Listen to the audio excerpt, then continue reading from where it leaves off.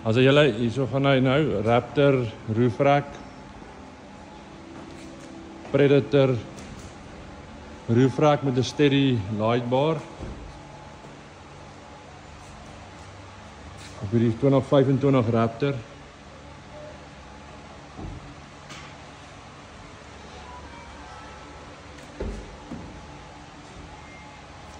Ek doen vir hom 'n agterbumper, Heimer agterbumper wat ons op hom sit.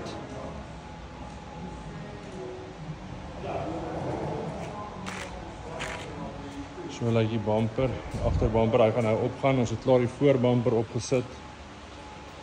Ons die voorbumper, LED driving lights, flikkerligte, alles in die Heimer bumper. Ons het steady behind the grill spotlights vir hom op hierso.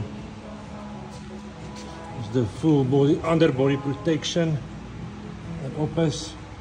Waar is hy? So hy loop van voor tot agter.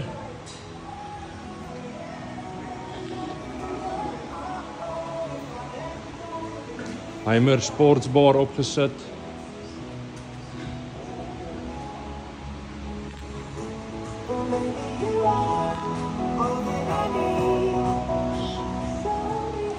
So hierdie Heimer sportsbar het loud lights, so as jy jou ligte aansit of jou deure oopmaak, dan gaan hierdie ligte aan. Hy het 'n high-end LED brieklig in.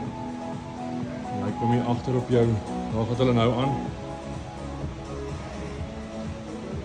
So daai help nou as jy hier agter besig is om maak dit lig hier in die bak.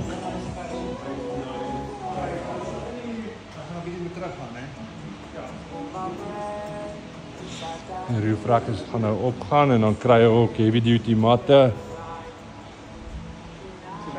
En dan gaan die kliënt weer terugkom vir seat covers.